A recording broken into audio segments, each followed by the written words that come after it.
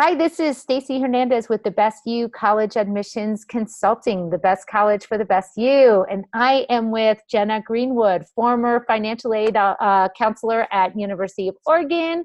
She currently works privately with families that want support through the financial aid and scholarship process. She works with the Best You as one of our teammates, and also she currently help support students through financial aid and scholarships at the University of Colorado Boulder. So thanks, Jenna, for joining. We wanted to talk a little bit more about some really key pieces about financial aid. And so the topic today is 3 crucial tips you need to know when applying for financial aid. So I'm going to turn this over to Jenna. Like, what are these 3 crucial tips that families really need to know to help them with their financial aid process? Sure. Yeah. So I'd say the 3 big things to know. The first would be understanding the true cost of an institution. So you're going to get that big sticker price when you're looking at institutions, and that's going to include all of the costs. But when you actually dig into the deep details a little bit, there's going to be some costs that don't apply to you and some costs that do. And so when making your decision, getting a really good understanding of what exactly the true cost is. Second, I would say apply early. So some institutions post it, some don't, but each institution usually has a priority financial aid deadline. And so they might award financial aid on first come, first serve. And so you'll need to make sure to get the FAFSA, the scholarship applications, the departmental applications completed as early as possible. So looking out for each individual school's priority deadline and getting that completed. The final thing that not a lot of people know is to ask for more. So a lot of financial aid offices and institutions have processes that you can petition to get more financial aid. If your financial circumstances changed, or you're going through financial hardship, or your FAFSA information, your CSS profile doesn't accurately reflect your financial situation, you can always petition for a different award package, or for them to take a closer look at your financial situation. So those are just 3. I've got a lot more tips, but yeah, I'm happy to help and continue the conversation.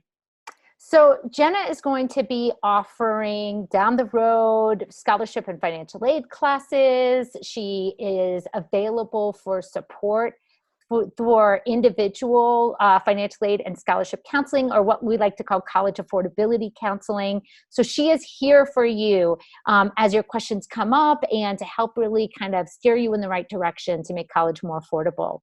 You can check out her services on thebestyou.net, thebestyou.net.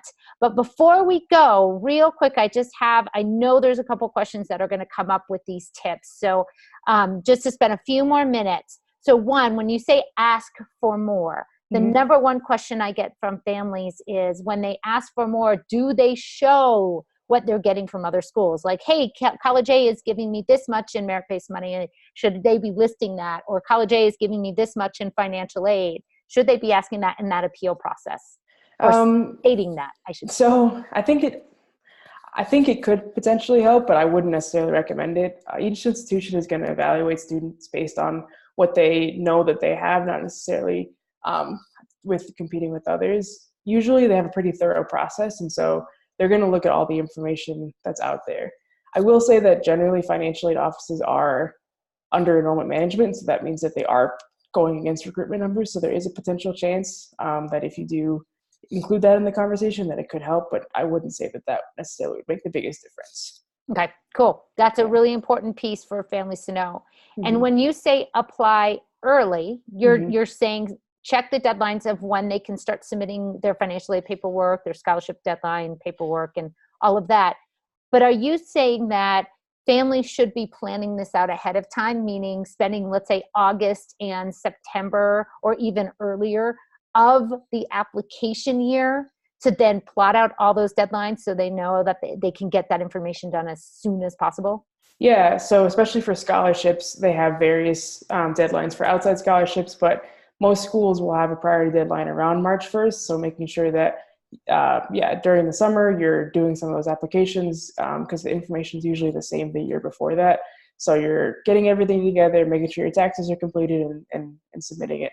The FAFSA opens October 1st, and so you can complete that on October 1st, and then also looking at what some of the other scholarships for the institution and outside the institution, when their deadlines are. But yeah, having a plan, having sort of a roadmap for what that process will be so you're ready to go by October is a really good strategy. That's awesome. So October being a big starting point, Yep. you know, and maybe it's like when you send everything in, if that's the application deadline. So yes, that's awesome. Okay, great. And then understanding the true cost, that is, again, not always looking at what they say the number is, but finding out what that true cost for you would be. What is the first step that families can take in order to start to find out what that cost for them would be at each individual school?